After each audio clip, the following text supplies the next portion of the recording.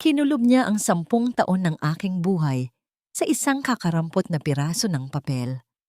Habang tahimik kong nilalabhan ang marurumi nilang damit, nagpapakasarap siya sa kama ng iba. Walang kwenta at palamunin daw ako, iyan ang isinigaw niya, kasabay ng paghagis ng annulment papers sa aking mukha. Pinunasan ko ang aking luha upang harapin ang katotohanan.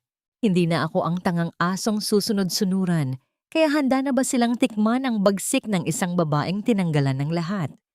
Ipasign mo na yan sa kanya ngayon din, Lucio, bago pa lumaki ang tiyan ni Stella at mahalata ng mga kaibigan ko sa Amarillo Club. Siguraduhin mong nakalagay dyan na wala siyang makukuhang kahit isang kusing at siya pa ang may utang sa pamilya natin. Ang mga malamig at malulupit na salitang iyon ay tumagos mula sa siwang ng pinto ng aklatan. Sa labas ng kwarto nakatayo si Christabel habang maingat na pinaplansa ang paboritong puting silk shirt ng kanyang asawa. Ang kanyang mga nanginginig na daliri ay pilit na pinapakinis ang bawat lukot ng tela, isang tahimik na patunay ng kanyang debosyon sa isang lalaking pinaplano ang kanyang pagbagsak. Bumukas ang mabigat na pinto ng aklatan. Lumabas si Lucio, ang kanyang mga mata ay walang mababakas na pagmamahal, kundi purong pandidiri nang magtama ang kanilang paningin. Walang pag-aatubili niyang ibinagsak ang isang makapal na folder sa ibabaw ng plansahan. Pirmahan mo iyan, annulment papers at ang dokumento na nagpapatunay na inililipat mo sa pangalan ko ang maliit mong patahian bilang kabayaran sa lahat ng ginastos namin sa iyo, malamig na utos ng kanyang asawa.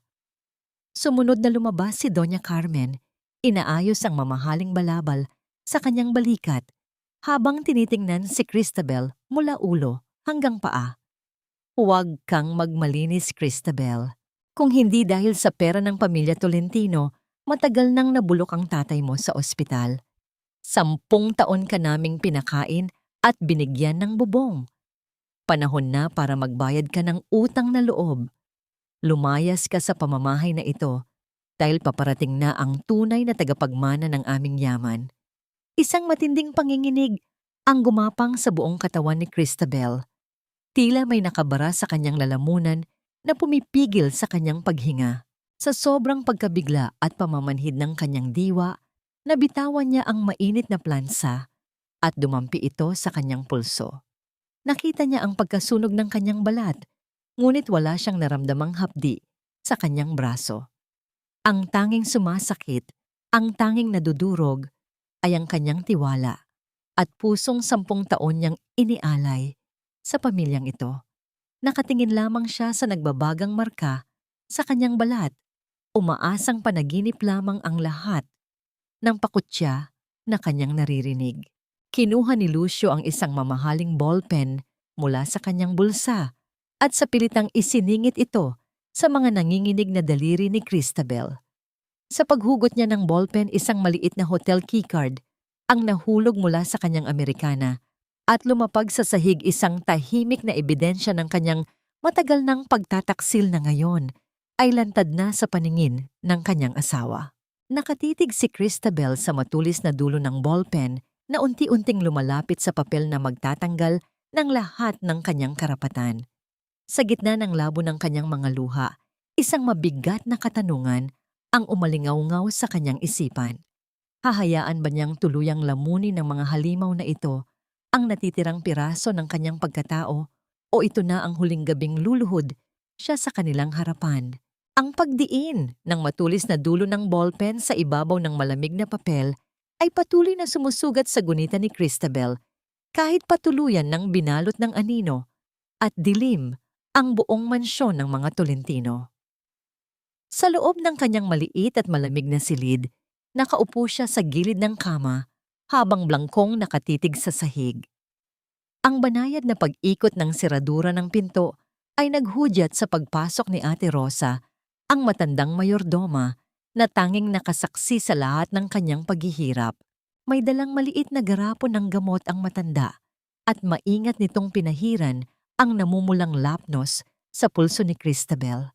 Ang lamig ng pamahid ay walang laban sa nagbabagang kirot sa loob ng dibdib ng nakababatang babae. Kusang naglandas ang mga luha sa kulubot na pisngi ni Ate Rosa habang pinagmamasdan ang kaawa-awang kalagayan ng itinuring na niyang anak. My God, napakasama nila. At wala silang mga puso, naghihinagpis na wika ng matanda bago dahan-dahang isiniksik ang isang gusot at lumang perang papel sa nanginginig na palad ni Christabel. Lumaban ka anak, kahit ito lang ang natira sa pera ko. Sa palengke ay gamitin mo para makatakas sa impyernong ito. Nang lisanin ni Ate Rosa ang kwarto, isang panibagong alon ng pangamba ang sumampal kay Christabel. Mabilis siyang gumapang patungo sa ilalim ng kanyang aparador, kung saan nakatago ang isang maliit na kahon ng bakal. Ang kanyang panginginig ay lumala nang bumungad sa kanya ang kawalan. Ang lahat ng perang kinita niya mula sa maliliit na tahi at sariling sikap, ang tanging pondong inipon niya bilang reserba para sa kanyang kalayaan ay tuluyan ng nilimas ni Doña Carmen. Wala siyang naiwang kahit na ano, kundi ang ilang lumang gamit mula sa kanyang kabataan na hindi pinag-interesan ng kanyang gahaman na biyenan. Sa pag-apuhap niya sa pinakailalim ng aparador, nahagip ng kanyang mga daliri ang makapal na pabalat ng isang lumang yearbook mula sa kolehiyo. Sa ilalim ng malamlam na liwanag ng buwan na tumatagos sa bintana, binuklat niya ang mga pahina hanggang sa tumigil ang kanyang mga mata sa isang pamilyar na mukha. Theodore, ang lalaking minsan nang nag-alay sa kanya ng tapat na pag-ibig, ngunit pinili niyang talikuran dahil sa bigat ng utang na loob na kailangan niyang bayaran sa pamilya Tolentino. Ang mukha nitong puno ng pangarap at pag-asa ang nagbigay sa kanya ng lakas upang kunin ang isang lumang cellphone na mahigpit niyang itinago sa loob ng isang sirang sapatos. Bawat pagpindot niya sa mga numero sa lumang telepono ay tila paghakbang sa isang madilim at walang kasiguraduhang bangin. Ang mahaba at nakakabinging paghihintay bago mag-ugnay ang linya ay nagpatindi sa kabog ng kanyang dibdib, lalo na ng isang malambing na boses ng babae ang unang sumagot at nagtanong kung sino ang kanyang hinahanap. Halos mawalan ng boses si Christabel nang pakiusapan niya ang estranghera na makausap ang nagmamay-ari ng numero. Pagkalipas ng ilang sandaling katahimikan na tila umabot ng isang dekada, isang malalim at baritonong tinig na nagtataglay ng pinaghalong gulat at pangungulila ang umabot sa kanyang pandinig. Christabel, 10 taon na. Ang mga salitang yon ay nagdala ng panibagong bigat at tanong sa kanyang sugatang puso. Sapat na ba ang isang tawag upang buksan muli ang pinto na siya mismo ang nagpasara noong siya ay piniling maging alipin ng maling pamilya? Sa isang sulok ng maliit at liblib na kapihan, nakayuko si Christabel balot ng isang kupas na cardigan na tila nagkukubli sa kanyang numipis na pangangatawan. Ang bawat paghihip ng malamig na hangin mula sa labas ay tila tumatagos sa kanyang mga buto, ngunit mas nanlalamig ang kanyang mga palad dahil sa kaba ng muling pagharap sa nakaraan. Ang pagbukas ng pinto ay nagpasok ng isang figurang nagtataglay ng tindig at pormalidad. Si Theodore. Nakasuot siya ng isang mamahaling itim na suit, ngunit sa kabila ng kanyang kakisigan at tagumpay bilang isang abogado, ang kanyang mga mata ay nagpapakita ng matinding pangungulila at kirot. Nang magtama ang kanilang paningin, walang salitang namutawi sa mga unang sandali. Umusog si Theodore sa upuan sa harap niya, ang kanyang titig ay pilit na sinisipat ang mga taon ng paghihirap na nakaukit sa mukha ng babaeng minsan niyang minahal ng labis. Bago pa man makapagsalita si Christabel, maingat na itinulak ng lalaki ang isang mainit na baso ng gatas palapit sa kanya. "Drink this, baka sumpungin na naman ang ulcer mo," banayad na wika ni Theodore. Ang simpleng gawaing iyon ang pag-alala sa kanyang lumang sakit na halos siya na mismo ay nakalimot, ay nagpabilis sa pagpatak ng mga luha ni Christabel. Hinawakan niya ang baso at ang init nito ay tila unti-unting tumutunaw sa yelong bumalot sa kanyang puso ng napakahabang panahon. Sa pagitan ng mga nanginginig na paghinga, isinalaysay ni Christabel ang kalbaryong dinaranas niya sa kamay ng mga Tolentino. Inilabas niya ang bigat ng pilit na pagpapapirma sa kanya ng annulment, ang sapilitang pagkamkam sa kanyang maliit na patahian bilang kabayaran sa isang gawa-gawang utang at ang lantarang pagpaplano ni Lucio na iuwi si Stella sa kanilang pamamahay. Kumuyom ang mga kamao ni Theodore hanggang sa mamuti ang kanyang mga buko sa ibabaw ng mesa. We can file a case against them tomorrow, Christabel Madiin, ngunit pigil na pahayag ng binata upang hindi makakuha ng atensyon. Hindi ko hahayaang saktan kanila nang ganito ilalabas kita sa impyernong iyon ngayon din. Ngunit dahan-dahang umiling si Christabel. Ang kanyang mga mata na kanina ay puno ng takot ay biglang kinakitaan ng isang malamig at matibay na determinasyon. Hindi, Theo, kung aalis ako ngayon mananalo sila. Aangkinin nila ang kaisa-isang bagay na ipinundar ko at habang buhay akong magiging alipin ng utang na loob sa paningin ng lipunan. Kailangan kong bumalik.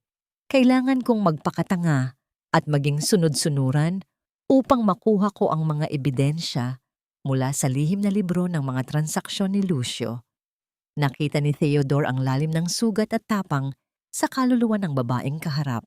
Dahan-dahan niyang inabot ang kamay ni Christabel, maingat na hinila ang manggas ng damit nito upang takpan ang namumulang lapnos sa pulso.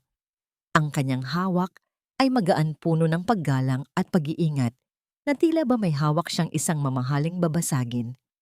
Kung yan ang desisyon mo, magiging anino mo ako sa labas, bulong ni Theodore.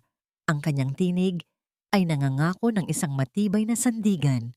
Mag-ingat ka, Christabel, dahil may mga naririnig akong usap-usapan sa law firm na ang negosyo ni Lucio ay may direktang koneksyon sa isang mapanganib na sindikato na pinamumunuan ng isang taong tinatawag nilang El Jefe. Ang bigat ng babalang iyon ay sumama kay Christabel sa kanyang paglalakad pauwi. Binalot ng matinding kaba ang kanyang dibdib nang makarating siya sa tarangkahan. Ang buong mansyon ay balot na sa nakakapasong katahimikan ng hating gabi. Ngunit sa pagbukas niya ng pangunahing pinto, isang malamig at nakakakilabot na presensya ang sumalubong sa kanya. Sa itaas ng hagdan, nakatayo si Doña Carmen, ang muka ay natatakpan ng anino, ngunit ang matatalas nitong mata ay nanlilisik sa galit. Ang pagtama ng dulo ng tungkod ng matanda sa sahig na gawa sa kahoy ay lumikha ng isang mabigat at nagbabantang alingaw-ngaw na bumasag sa katahimikan ng gabi. Handa na ba siyang harapin ang unang parusa ng kanyang pagpapanggap o mabubuko na agad ang kanyang lihim bago pa man ito mag-umpisa? Ang matatalim na titig ni Doña Carmen ay tila mga yelong sumusugat sa balat ni Christabel habang nakatayo ang matanda sa itaas ng hagdan. Sa halip na magpatalo sa takot, kinagat ng nakababatang babae ang kanyang ibabang labi hanggang sa malasahan niya ang sariling dugo. Ibinaon niya sa pinakasulok ng kanyang isipan ang kanyang dangal at dahan-dahang lumuhod sa malamig na sahig na gawa sa marmol. Humihingi po ako ng tawad. Lumabas lang po ako sandali sa hardin para magpahangin dahil nahihirapan akong huminga. Panginginig na pagsisinungaling ni Christabel, ibinababa ang kanyang ulo bilang tanda ng lubos na pagsuko. Inabot niya ang kamay ng kanyang biyenan upang magmano, isang nakagawiang paggalang na inaasahan sa mga pamilyang Pilipino, ngunit marahas itong binawi ng matanda. Huwag mong dumihan ang kamay ko, bulyaw ni Doña Carmen na puno ng pandidiri. Kung gusto mong manatili sa pamamahay na ito hanggang sa maayos ang mga papeles niyo ni Lucio, matuto kang lumugar. Simula bukas, ikaw ang gagawa ng lahat ng trabaho sa kusina at paglilinis ng buong unang palapag.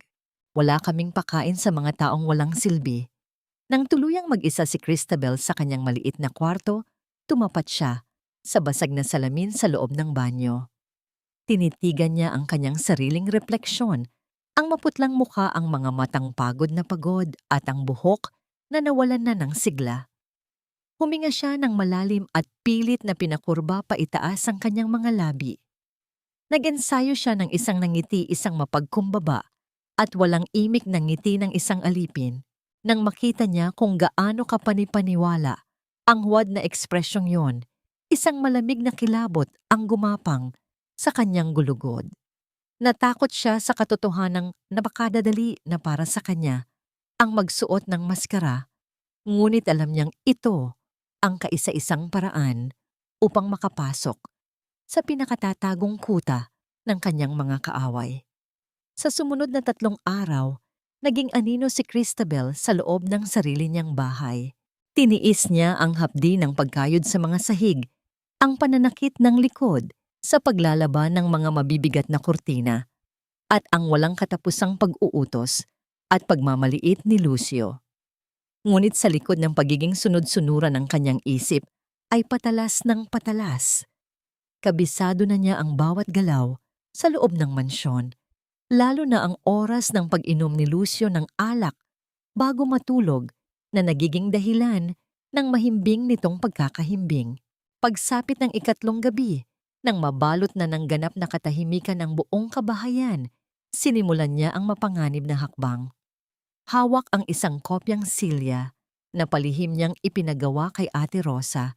Noong siya ay inutusan sa palengke, gumapang siya patungo sa aklatan ng kanyang asawa. Ang pagpasok ng metal sa loob ng seradura at ang banayad na pag-ikot nito ay nagdulot ng matinding kaba na tila gustong kumawala ng kanyang puso mula sa kanyang dibdib. Pumasok siya sa madilim na silid, ang amoy ng mamahaling tabako at lumang papel ay agad na sumalubong sa kanya. Dahan-dahan niyang binuksan ang pinakaibabang drawer ng malaking mesa na yari sa mahogany, kung saan niya madalas makitang may itinatagong manipis na itim na libro si Lucio. Gamit ang panginginig ng mga kamay, inilabas niya ang libro at binuksan ang malabong ilaw ng kanyang lumang telepono upang kumuha ng mga larawan ng bawat pahina. Tumambad sa kanya ang mga listahan ng malalaking halaga ng pera, mga pangalan ng kumpanyang hindi pamilyar at mga lagda na nagpapatunay ng sabwatan at pandaraya sa buwis. Ngunit may isang detalye na nagpatigil sa kanyang paghinga. Sa bawat buwan, mayroong napakalaking halaga na ipinapadala sa isang lugar na nakapangalan bilang bahay kanlungan, isang kilalang ampunan sa labas ng Maynila. Bakit nagbibigay ng ganito kalaking pera ang isang gahaman at walang pusong tulad ni Lucio sa isang ampunan? Bago pa man niya mapag-isipan ang sagot, naramdaman niya ang panginginig ng sahig na gawa sa kahoy mula sa pasilyo. May mabibigat na yabag ng paa na palapit ng palapit sa aklatan. Sa sobrang gulat, halos mabitawan niya ang telepono. Mabilis niyang ibinalik ang libro sa loob ng drawer at itinulak ito pabagsak. Wala na siyang oras upang tumakbo palabas. Ang unti-unting pagbukas ng pinto ay nag-iwan lamang sa kanya ng isang pagpipilian. Sumiksik siya sa pinakailalim ng malaking mesa ni Lucio, pilit na pinipigilan ang sariling paghinga habang idinidiin ang mga kamay sa kanyang bibig upang walang makawalang hikbi ng takot. Ang liwanag mula sa labas ay nagbigay anino sa lalaking pumasok sa kwarto. Ramdam na ramdam ni Christabel ang init ng paghihirap ng kanyang dibdib habang nakatitig sa dulo ng pamilyar na itim na sapatos na gawa sa balat. Ang sapatos ni Lucio ay huminto ilang pulgada na lamang ang layo mula sa kanyang mukha. Ang mahigpit na pagkakakapit ni Christabel sa kanyang hininga ay unti-unting lumuwag nang maramdaman niya ang paglayo ng mga yabag at ang tuluyang paglapat ng mabigat na pinto ng aklatan. Kumuha lamang ng isang manipis na folder si Lucio mula sa ibabaw ng mesa. Bago tuluyang nilisan ang silid, hindi namamalayan ang lihim na matagumpay na nakuha ng kanyang asawa. Ang gabing iyon ay lumipas na, tila isang mahaba at nakakasakal na bangungot, ngunit ang umagang sumunod ay nagdala ng panibagong anyo ng lason na higit na nakakamatay dahil ito ay nagbabalat kayong kabanalan. Araw ng Linggo at ang buong pamilya Tolentino ay bumalik mula sa simbahan na tila mga perpektong halimbawa ng mga mananampalataya. Mula sa bintana ng kusina, nakita ni Cristabel kung paano maingat na inabot ni Doña Carmen ang ilang malulutong na salapi sa mga pulubing nag-aabang sa labas ng kanilang mataas na gaite. Ang nangiti ng matanda sa harap ng publiko ay napakatamis at puno ng habag, isang lantarang panlilinlang na nagdulot ng matinding pagduwal sa sikmura ni Cristabel. Ang babaeng nagpapamudmod ng biyaya sa mga estranghero ay siya ring demonyong walang awang umagaw sa lahat ng kanyang pinaghirapan at gumawa sa kanya bilang isang alipin sa loob ng sarili niyang tahanan. Ang hapagkainan ay pinalamutian ng mga mamahaling kubyertos at sariwang bulaklak bilang paghahanda sa pagdating ni Stella. Pumasok ang kabit ni Lucio na suot ang isang hapit at mamahaling bestida na sadyang nagpapalitaw sa kanyang umbok na tiyan. Ipinakilala siya ni Lucio sa ilang mga bisitang kasosyo sa negosyo bilang isang napakahalagang katuwang habang si Cristabel ay nanatiling nakatayo sa isang gilid, suot ang kanyang kupas na damit at manipis na apron. Cristabel, kulang ang yelo ng inumin ko maarte at mapanlait na utos ni Stella bago pa sadahan ng mapanuring tingin ang ayos ng tunay na asawa. At pwede ba kapag may bisita kami, mag-ayos ka naman kahit konti dahil nagmumukhang basurahan ang mansyon na ito kapag nakikita ka nila. Isang masigabong tawanan ang namutawi sa mga bisita na pinangunahan pa mismo ni Doña Carmen. Sa halip na sumagot, ibinaba ni Cristabel ang kanyang ulo at tahimik na kinuha ang baso.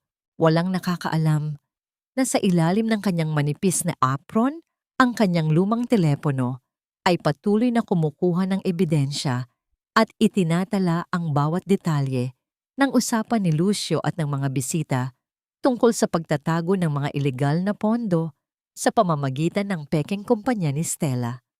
Ang galit sa kanyang dibdib ay nagbabaga, ngunit ang kanyang isip ay nanatiling kasing lamig ng yelo upang hindi masira ang kanyang mga plano. Upang higit na iparamdam ang kanyang kapangyarihan, sinadya ni Stella na itabig ang kanyang platito, dahilan upang kumalat ang malapot at pulang sarsa sa paboritong mantel ni Doña Carmen. Punasan mo yan, mabilis mataray na utos nito kay Cristabel. Habang nakayuko at nililinis ang dumi sa hapag na pako ang paningin ni Cristabel sa isang makintab at matulis na kutsilyo para sa karne. Sa mapanalaming talim nito, nakita niya ang sariling refleksyon, isang babaeng sugatan pagod. Ngunit may mga matang nag-iimbak ng isang tahimik at matinding paghihiganti na magpapabagsak sa kanila sa tamang panahon. Nang matapos ang tanghalian at nagtungo ang mga lalaki sa sala na iwan si Stella sa hapag. Sa isang mabilis at palihim na galaw na nahagip ng mga mata ni Cristabel, inilabas ng kabit ang isang maliit na lalagyan mula sa kanyang bag at mabilis na lumunok ng isang kakaibang puting tableta. Bago pa man makapag-isip si Cristabel kung para saan ang gamot na yon, para sa isang nagbubuntis, biglang tumayo si Stella, hawak ang isang mainit na tasa ng tsaa.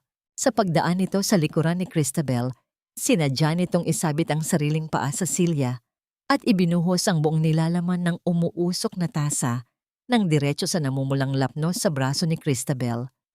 Isang impit at pinigilang daing ng matinding kirot ang kumawala sa lalamunan ni Cristabel habang ang nakakapasong init ay bumabaon sa kanyang laman. Mabilis na lumapit si Stella, kunwari ay inaalalayan siya, ngunit ang mga matutulis na kuko nito ay bumaon sa kanyang balikat habang bumubulong ng may malagim na ngiti. Umalis ka na, bago ka pa mamatay dito. Dahil sa susunod, hindi na lang mainit na tubig ang ibubuhos ko sa'yo.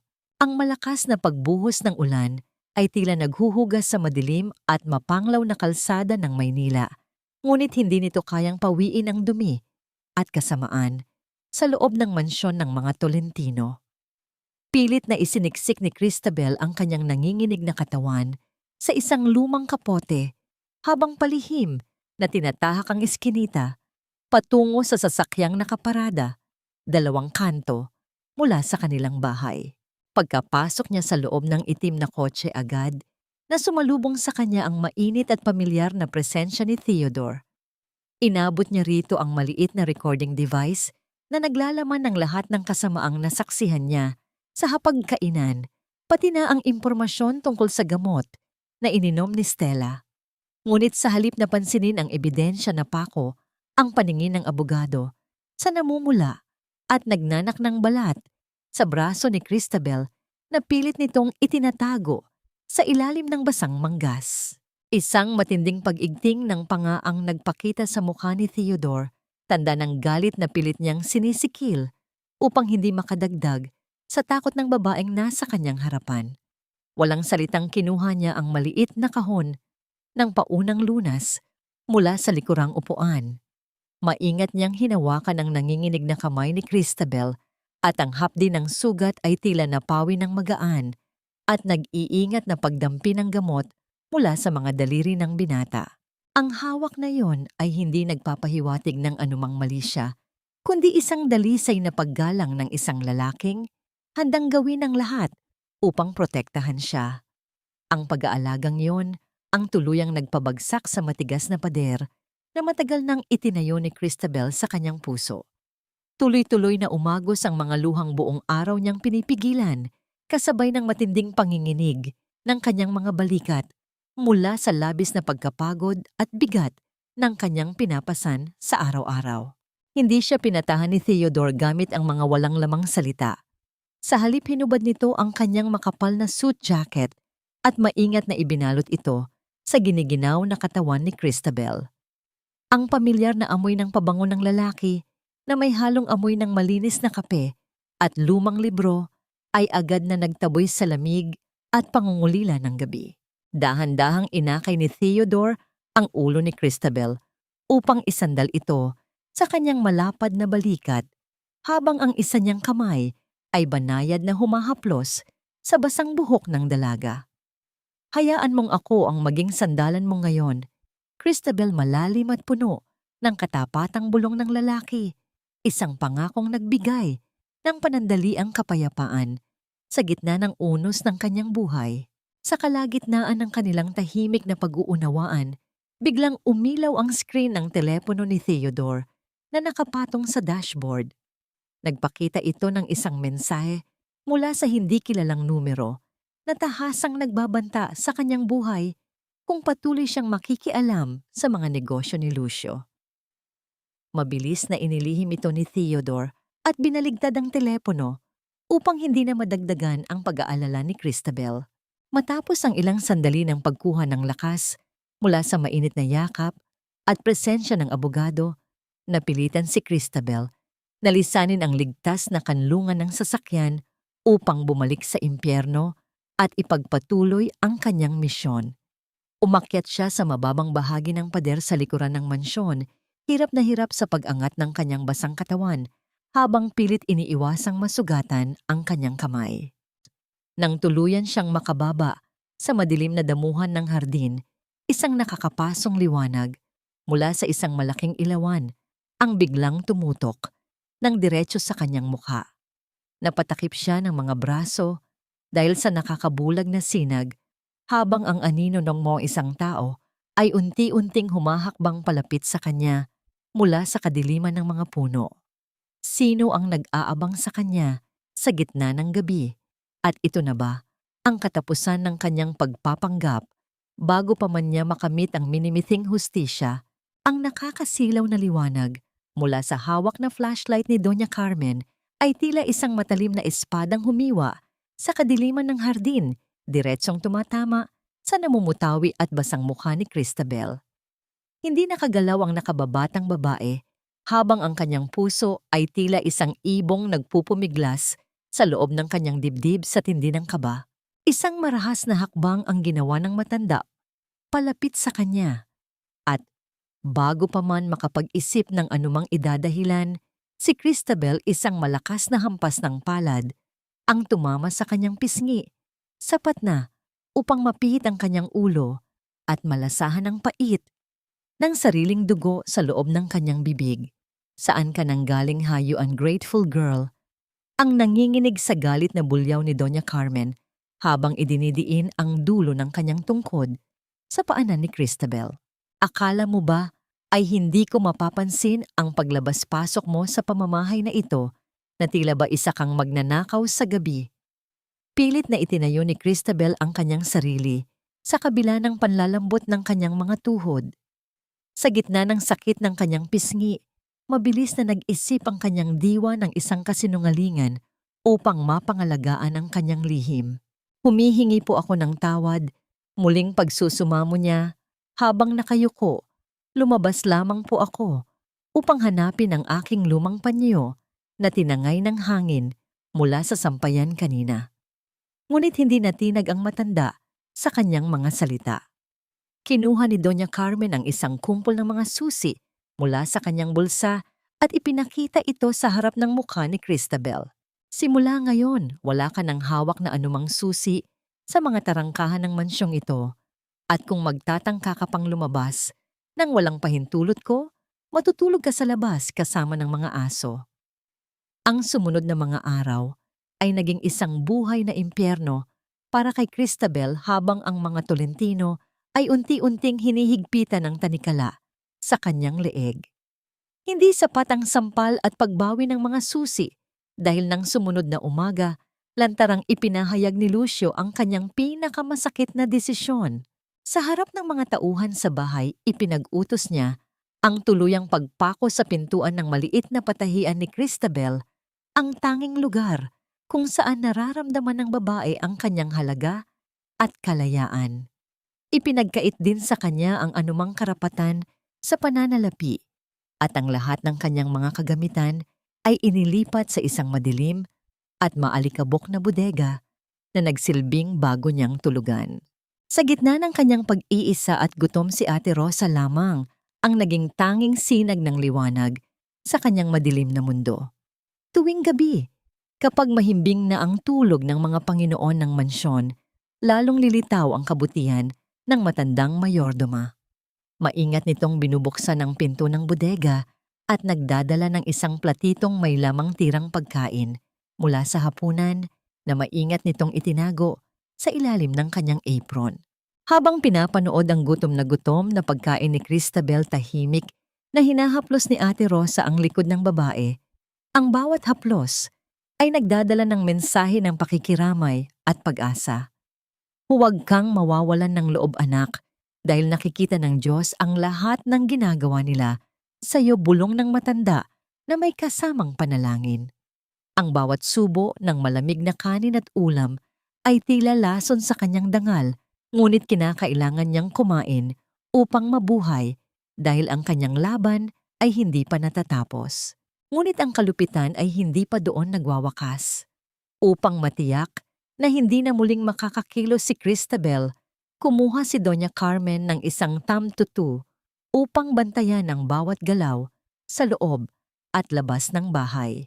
Bawat pagsulyap niya sa bintana ay may isang pares ng mga mata na laging nakasunod sa kanya mula sa anino ng mga puno. Nararamdaman ni Christabel ang pagkasakal, ang unti-unting pagkaubos ng kanyang lakas, habang ang kanyang mga plano kasama si Theodore ay tila mas lalong nagiging mahirap isakatuparan. Sa gitna ng kanyang matinding pighati, isang pamilyar at masakit na tunog ang bumasag sa katahimikan ng hapon.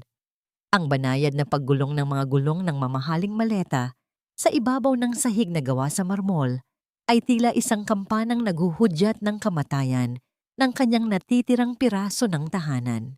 Mula sa kanyang kinatatayuan sa kusina, nakita ni Christabel si Stella na buong ningning na pumasok sa pangunahing pintuan, dala ang lahat ng kanyang kagamitan at ang mapang-uyam na nanggagaling sa kanyang mga labi. Si Lucio ay nasa likuran nito, nakahawak sa baywang ng kanyang kabit, habang ang kanilang tawanan ay umalingaw-ngaw sa buong mansyon. Nakatitig si Christabel sa kanila, habang ang kanyang puso ay tila unti-unting nagiging bato sa tindi ng udyok ng katarungan. Hanggang kailan niya kayang tiisin ang panunuring ito sa loob ng sarili niyang bahay, at sapat na ba ang kanyang pagtitiis upang maging matibay na sandata sa kanyang muling pagbangon? Ang bawat kagamitang inilalagay ni Christabel sa loob ng kanyang lumang bayong ay tila mga piraso ng kanyang nadurog na dignidad na pilit niyang pinagdirikit. Sa gitna ng kanyang pag-iimpake, nakatayo si Stella sa pintuan ng master bedroom, nakahalukip-kip at may mapang-uyam ng ngiti habang pinagmamasdan ang bawat kilos ng tunay na asawa. Bilisan mo ang pagkilos, Christabel, dahil ayaw kong maiwan ang amoy mahirap mo sa kwartong ito bago ko ipasok ang mga bagong gamit ko maarte at puno ng kamandag na wika ng kabit. Wala nang nagawa si Christabel kundi bitbitin ang kanyang mga natitirang damit patungo sa isang madilim at masikip na bodega sa ilalim ng hagdan kung saan ang tanging kasama niya ay ang amoy ng amag at ang mga lumang gamit na hindi na pinakikinabangan ng mga Tolentino. Habang dahan-dahan niyang inilalatag ang manipis na banig sa matigas na semento, biglang bumukas ang pinto at bumungad ang nagngangalit na mukha ni Doña Carmen. Walang pasintabing ibinalandra ng matanda ang isang mabuhay at malabong litrato sa ibabaw ng isang lumang kahon. Ito ay kuha ng tamtutu, ang imahe ng itim na sasakyan ni Theodore na nakaparada sa dilim noong gabi ng kanilang pagkikita. Sino ang lalaking ito, Christabel? Huwag mo akong lokohin dahil alam kong may balak kang itakbo ang mga natitirang alahas ng pamilyang ito kasama ang kabit mo. Ang pagalit na paratang ng matanda habang ang kanyang mga mata ay nanunuri sa bawat reaksyon ni Christabel. Sa sandaling iyon naramdaman ni Christabel ang mabilis na pagtambol ng kanyang puso na tila gustong kumawala sa kanyang lalamunan. Ngunit sa halip na magpakita ng takot, ginamit niya ang kanyang natitirang lakas upang magsuot ng isang huwad na maskara ng pagdurusa. Tuluyan siyang napahagulgol ang kanyang mga balikat ay nayayanig sa kunwaring takot at hiya habang nakaluhod sa harap ng kanyang biyenan. Hindi po yan kabit, Ma'am Hikbi niya habang idinidiin ang mga kuko sa kanyang palad upang maglabas ng totoong luha. Isa po siyang maniningil ng utang mula sa Chiang Mai ko. Hinahabol niya anak ko dahil sa mga hindi nabayarang tela at nagbabanta siyang idedemanda ang pamilya Tolentino kung hindi ako magbabayad. Nanlimas ang mga mata ni Doña Carmen sa narinig at dahil sa likas na kaimbutan at takot na mabawasan ang kanilang yaman agad na nagbago ang ihip ng hangin. Wala kaming kinalaman sa mga utang mo, buong ningning, na sigaw ng matanda. Bago mabilis na lumabas ng bodega, tila ba diring-diri na madikit sa anumang obligasyong pinansyal ni Christabel. Nang muling mabalot ng katahimikan ng bodega, dahan-dahang kinuha ni Christabel ang kanyang lumang telepono mula sa loob ng kanyang sirang sapatos. Ang banayad na pag-ilaw ng screen nito sa dilim ay nagdala ng isang mensahe na nagpabilis sa daloy ng dugo sa kanyang mga ugat. Nakuha na natin ang warrant, Christabel. Maghanda ka na, ito ang maikli, ngunit makapangyarihang pahayag ni Theodore. Isang tipid na ngiti ang namutawi sa mga labi ni Christabel, isang ngiti na nagpapahiwatig na ang mga araw ng kanyang pagiging alipin ay bilang na. Sa gitna ng pagliligpit na hagip ng kanyang kamay, ang isang maliit na bote ng gamot na nahulog mula sa mga gamit ni Stella nang sa pilitan nitong inagaw ang kwarto. Binasa niya ang label nito, isang uri ng gamot na hindi dapat iniinom ng isang babaeng tunay na nagdadalang tao. Ang kanyang mga mata ay nanlaki sa nadiskubring lihim na maaaring maging huling pako sa kabaong ng mga Tolentino. Ngunit ang kanyang panandaliang pag-asa ay agad na napalitan ng panibagong matinding pangamba. Ang pinto ng bodega ay muling bumukas ng marahas at sa pagkakataong ito, si Doña Carmen ay may dalang isang balita na tila isang hatol ng kamatayan. Bukas ng gabi ang tiyak na petsa ng Checkdinhon, Nina Lucio at Stella dito mismo sa mansyon, at bago pa man mag-umpisa ang handaan, kailangan mo nang lisanin ang pamamahay na ito ng permanente. Isang gabi na lang, Christabel. Pagkatapos nito, hinding-hindi ko na gustong makita ang pagmumukha mo kahit sa anino man lang. Ang malamig na utos na yon ay nag-iwan kay Christabel na nakatayo sa dilim habang ang kanyang isipan ay mabilis na naghahanap ng paraan. May sapat pa ba siyang oras upang makuha ang huling piraso ng ebidensya bago siya tuluyang itapon sa lansangan o ang kanyang paghihintay ay mauuwi lamang sa isang masakit na pagkatalo? Ang huling gabi sa loob ng purgatorio ay balot ng isang nakakabinging katahimikan na tila ba ang mismong mansyon ay naghihintay sa nalalapit nitong pagbagsak. Si Christabel ay kumilos na tila isang anino sa gitna ng kadiliman. Tinatahak ang pasilyo patungo sa aklatan ni Lucio sa huling pagkakataon. Ang kanyang mga kamay ay hindi na nanginginig sa takot, kundi sa isang matinding determinasyon na tapusin na ang lahat ng pagdurusa. Gamit ang mga numerong palihim niyang nakabisado mula sa mga daliri ni Stella, inikot niya ang dial ng maliit na vault na nakatago sa likod ng isang painting. Ang marahan na paggalaw ng mekanismo sa loob ng bakal ay naghudyat ng pagkakabukas nito na nagsilbing pinto patungo sa kanyang kalayaan. Mabilis niyang kinuha ang itim na USB na naglalaman ng lahat ng ebidensya ng pandaraya ng mga Tolentino. Ngunit bago niya muling isara ang vault, nahagip ng kanyang paningin ang isang pamilyar na dokumento na may selyo ng gobyerno. Ito ay ang kopya ng Giay Chung Tu ng kanyang ama. Ang kanyang puso ay tila tumigil sa pagtibok nang mabasa ang petsa ng pagkamatay nito 1 linggo bago pa man bayaran ng mga Tolentino ang ospital. Isang malupit na katotohanan ang sumampal sa kanya, hindi siya kailanman nagkaroon ng tunay na utang na loob dahil ang kanyang ama ay pumanaw na bago pa man sila mag-abot ng tulong. Ang 10 taon ng kanyang pagkaalipin ay itinayo sa ibabaw ng isang napakalaki at kasuklam-suklam na kasinungalingan. Sa gitna ng kanyang pagkagulantang narinig niya ang matinis na boses ni Stella mula sa labas ng silid. "Where is that girl?" Pakisabi sa kanya na ihanda na ang gown ko para bukas dahil ayaw kong may kahit anong gusot ang maarte nitong utos na papalapit ng papalapit sa pintuan ng aklatan.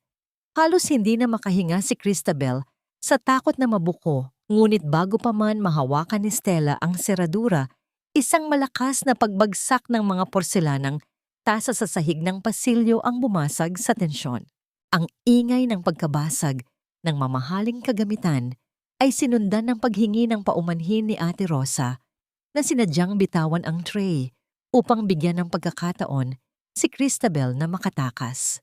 Mabilis na lumabas si Christabel mula sa kabilang pinto at patakbong nagtungo sa bodega na nagsilbi niyang silid.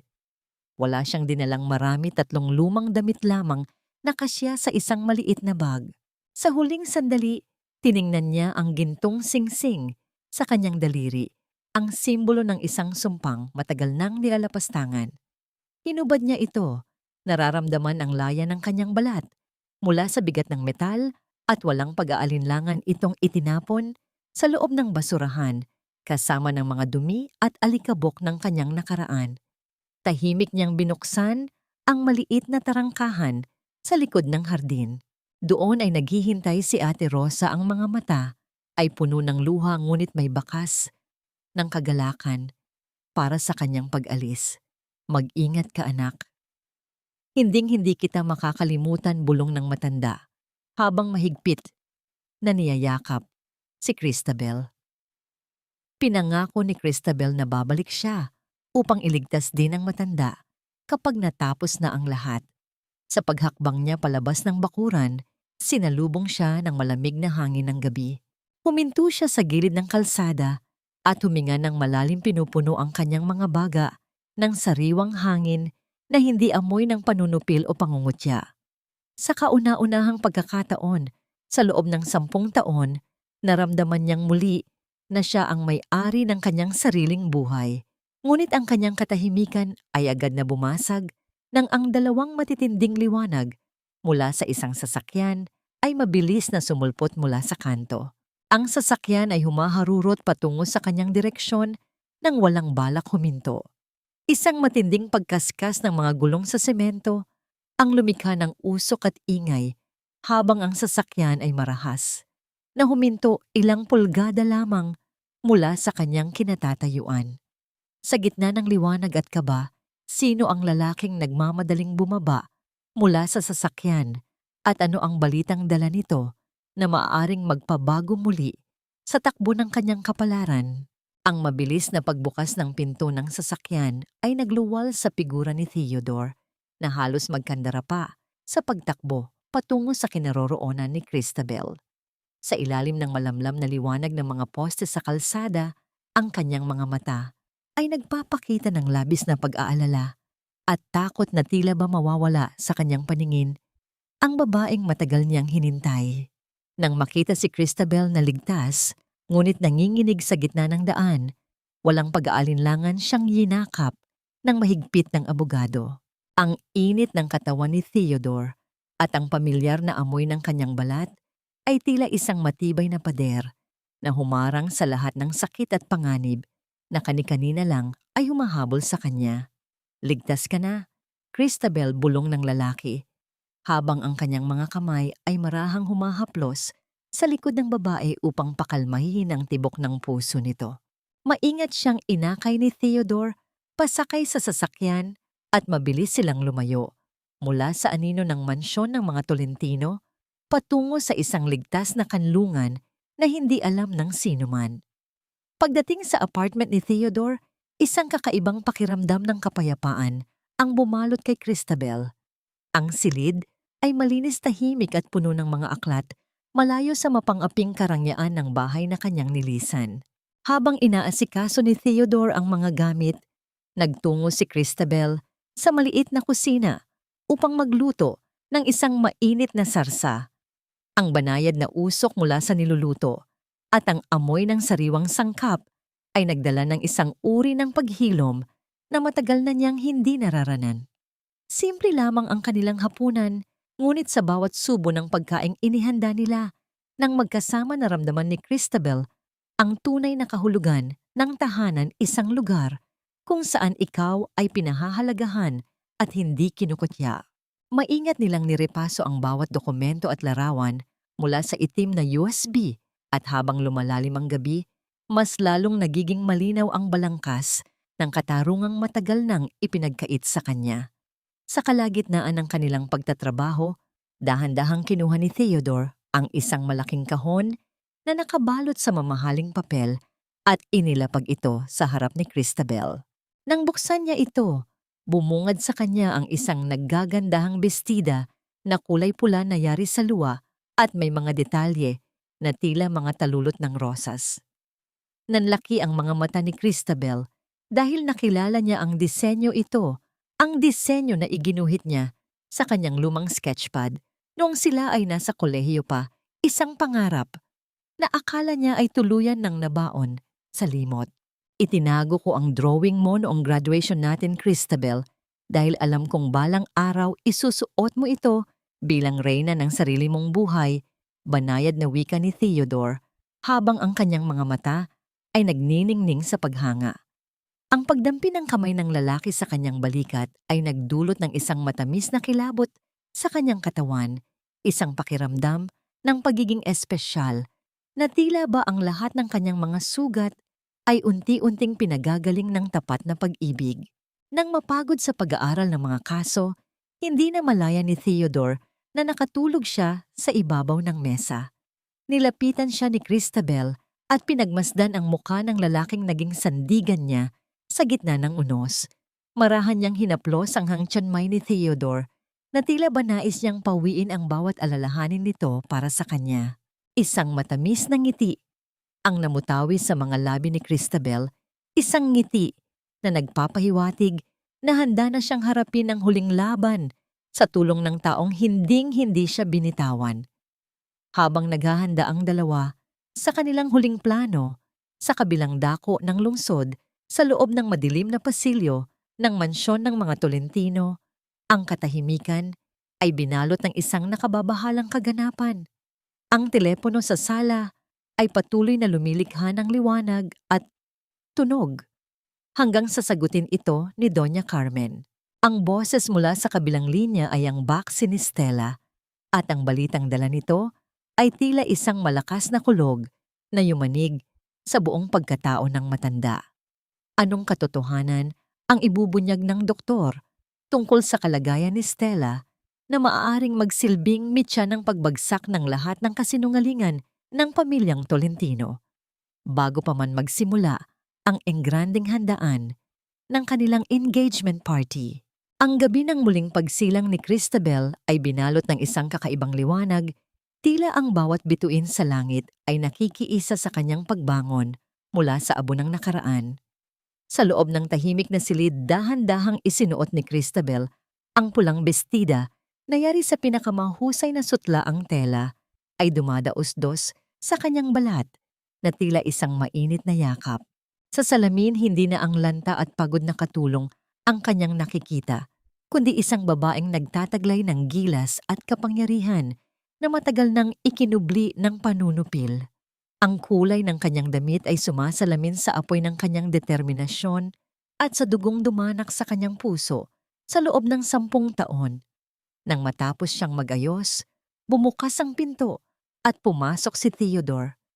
Tumigil ang mundo ng abogado nang masilayan ang kagandahang nasa kanyang harapan.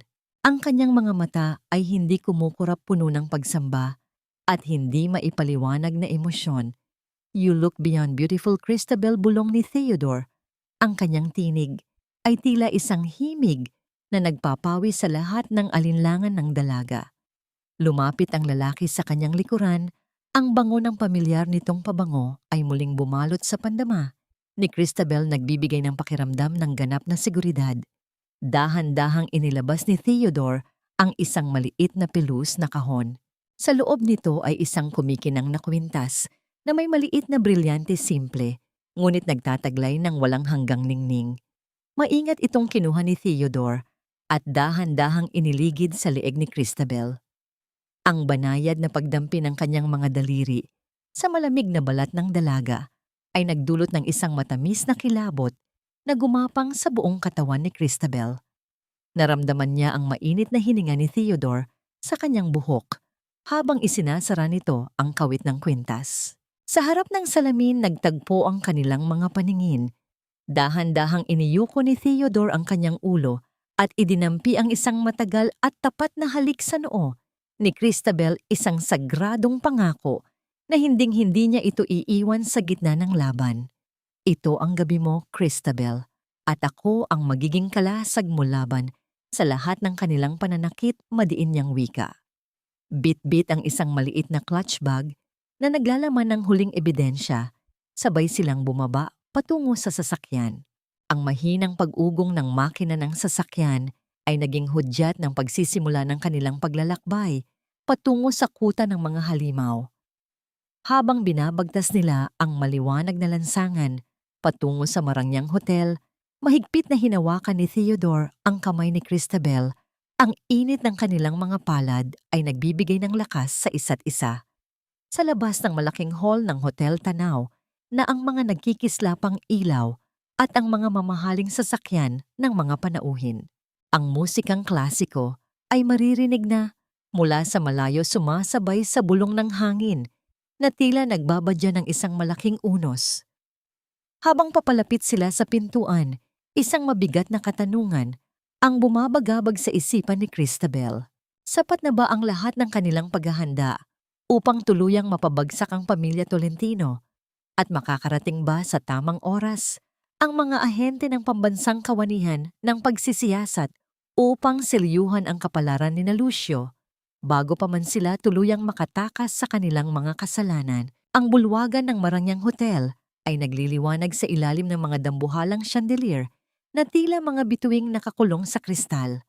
Ang hangin ay mabango sa amoy ng mga sariwang bulaklak at mamahaling alak, habang ang musikang klasiko ay banayad na dumadaloy sa bawat sulok, nagbibigay ng isang mapanlinlang na pakiramdam ng kapayapaan at rangya.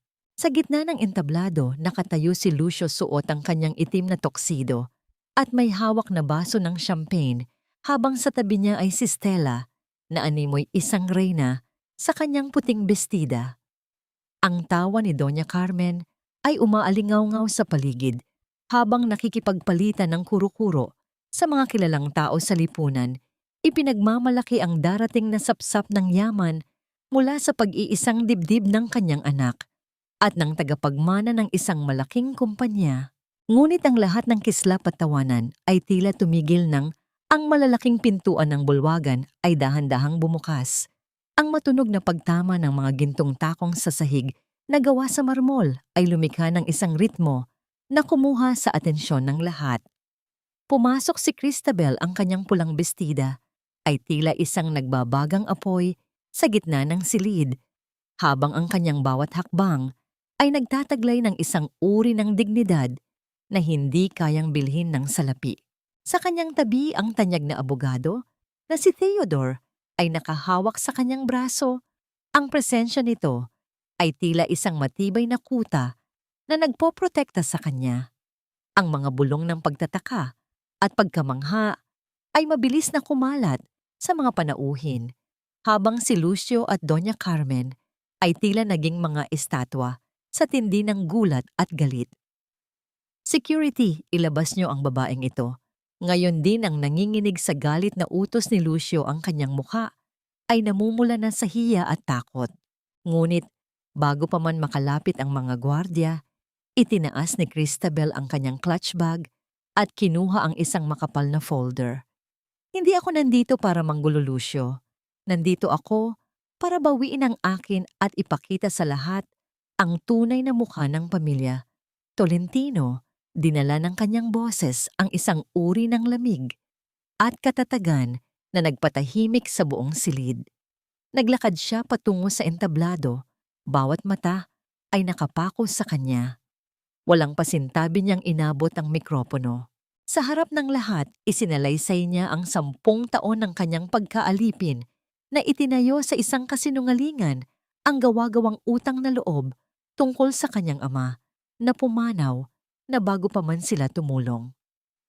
Ipinakita rin niya ang mga kopya ng transaksyon na nagpapatunay ng pandaraya sa buwis at money laundering ni Lucio sa tulong ng kumpanya ni Stella. Ang mga panauhin ay napasinghap sa bawat katotohanang lumalabas sa kanyang mga labi. Sa gitna ng kaguluhan, pumasok ang mga kalalakihang nakauniforme ng National Bureau of Investigation. Bit-bit ang isang warrant of arrest.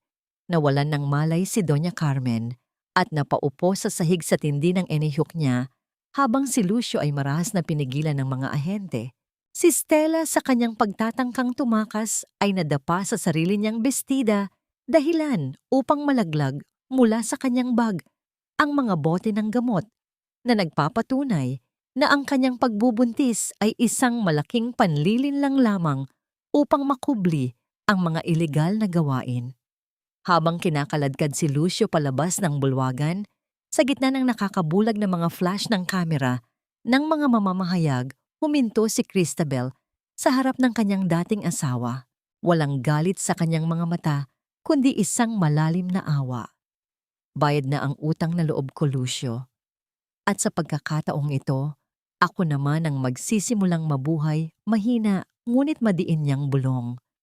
Habang ang paligid ay nababalot ng kaguluhan at ingay ng mga nagtatanong na mamamahayag, naramdaman ni Christabel ang isang mainit na kamay na humawak sa kanyang palad.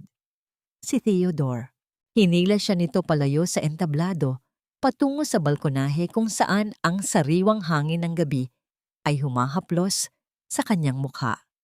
Tumingin si Christabel sa malawak na lungsod, sa mga ilaw na tila mga pangarap na muling nabuhay. Ang katarungan ay nakamit na, ang mga halimaw ay nabilanggo na sa sarili nilang mga kasalanan. Ngunit sa likod ng tagumpay na ito, isang panibagong emosyon ang unti-unting namumuo sa kanyang dibdib habang nakatingin sa mga mata ni Theodore. Ito na nga ba ang huling kabanata ng kanyang paghihirap, at handa na ba siyang buksan ang kanyang puso para sa isang pag-ibig na hindi humihingi ng anumang kapalit, kundi ang kanyang kaligayahan? Lumipas ang ilang buwan na tila isang mabilis na agos ng ilog na naglilinis sa bawat dumi at pait ng nakaraan. Ang mga balita sa pahayagan ay unti-unti nang nabaon sa limot, ngunit ang mga pangalang Tolentino ay nanatiling babala sa lipunan tungkol sa kasakiman at panlilinlang. Si Lucio ay nahatulan ng mahabang taon sa loob ng bilangguan, habang si Stella ay mabilis na naglaho.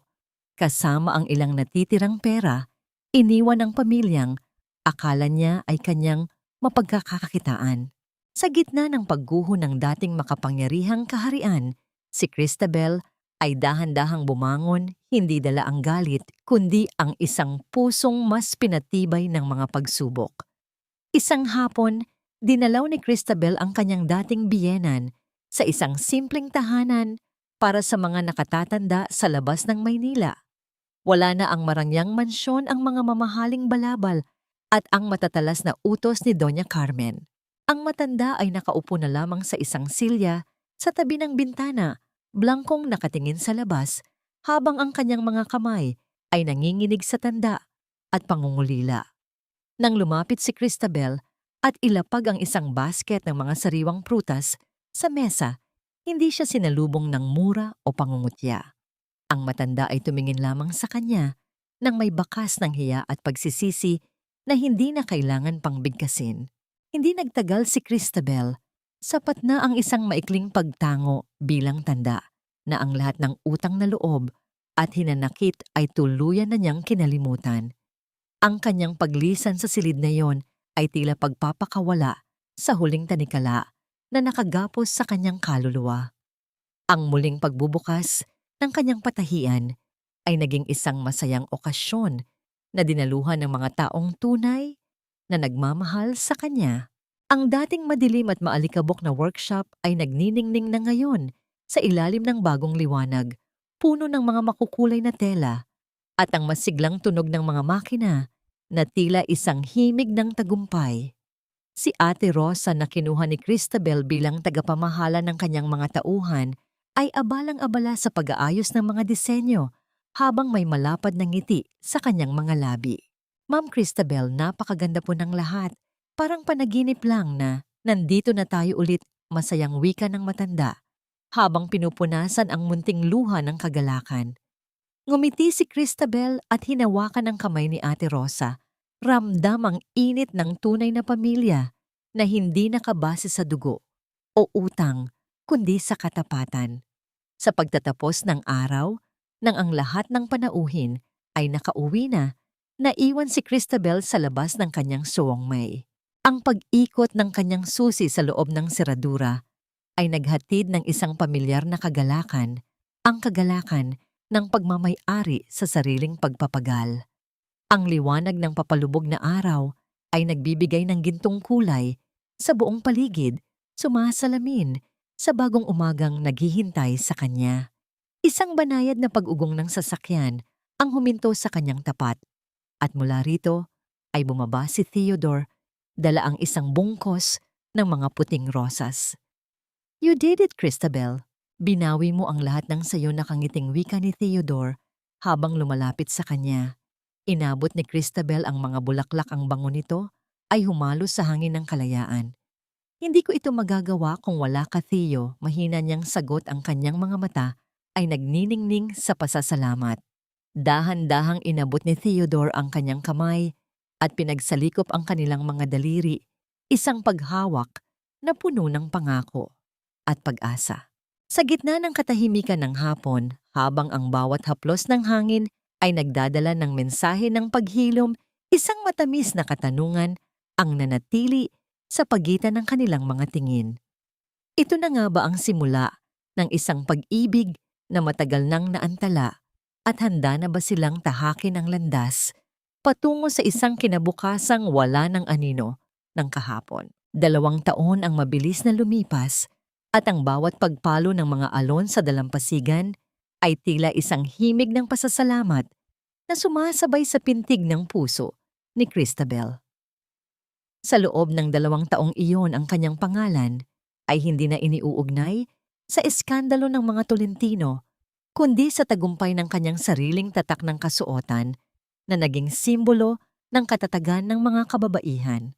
Ang kanyang patahian ay naging isang malaking kumpanya na nagbibigay ng trabaho at pag-asa sa marami, kabilang na ang mga biktima ng pang-aabuso na nais muling bumangon.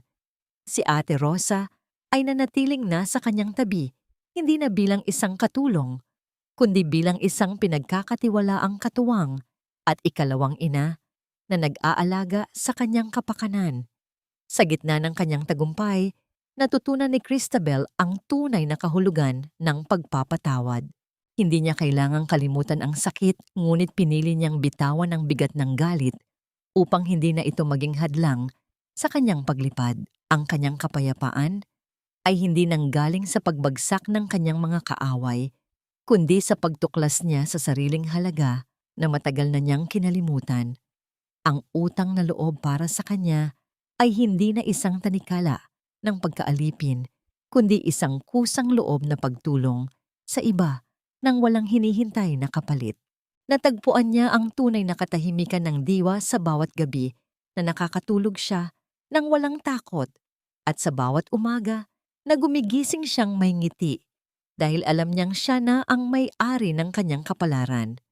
Isang hapon, habang ang araw ay dahan-dahang lumulubog sa guhit tagpuan at nagbibigay ng kulay kahel at lila, sa langit nakatayo si Christabel sa balkonahe ng kanilang bagong tahanan. Ang marahang pag-ihip ng hangin ay nagdadala ng amoy ng dagat, nagbibigay ng malamig na sensasyon sa kanyang balat. Naramdaman niya ang isang pares ng mga bisig na pamilyar at mainit na pumalibot sa kanyang baywang mula sa likuran. Isinandal niya ang kanyang ulo sa malapad na balikat ni Theodore, ninanamnam ang bawat sandali ng katahimikan at seguridad. "I'm so proud of you, Christabel. You've come so far," banayad na bulong ni Theodore sa kanyang pandama. Hinarap ni Christabel ang lalaki, ang kanyang mga mata ay nagniningning sa ilalim ng huling sinag ng araw. Sa pagkakataong ito, si Theodore ay dahan-dahang lumuhod sa kanyang harapan. Ang kanyang paggalaw ay puno ng pag-iingat at matinding paggalang. Inilabas niya ang isang maliit na kahon at nang buksan ito, bumungad ang isang simpleng singsing na may asul na bato kasing lalim ng kulay ng dagat. "Christabel, hindi kita tatanungin dahil sa utang na loob, kundi dahil sa pag-ibig na walang hanggan. Handa ka bang maging katuwang ko sa pagbuo ng isang hinaharap na puno ng respeto at kalayaan?" tanong ni Theodore. Ang kanyang tinig ay nanginginig sa labis na emosyon. Sa gitna ng paglandas ng mga luha ng kagalakan, dahan-dahang tumango si Christabel. Ang pagsuot ni Theodore ng singsing sa kanyang daliri ay naging huling selyo ng kanyang paghilom. Hindi na ito isang simbolo ng pagkaalipin, kundi isang pangako ng pag-ibig na nagbibigay ng pakpak at hindi kulungan. Sa ilalim ng nagbabagong kulay ng langit, idinampi ni Theodore ang isang matamis at matagal na halik sa kanyang mga labi. Isang halik na nagdadala ng lahat ng mga pangarap na natupad at ang kapayapaang matagal nilang hinanap. Ang bawat sugat ng nakaraan ay naging mga pilat na lamang na nagpapatunay na ang pag-ibig, kapag totoo at tapat, ay may kapangyarihang magpagaling sa pinakamalalim na pighati. Ang gabi ay dahan-dahang bumalot sa paligid, ngunit sa kanilang mga puso ang araw ay kailanman ay hindi na muling lulubog.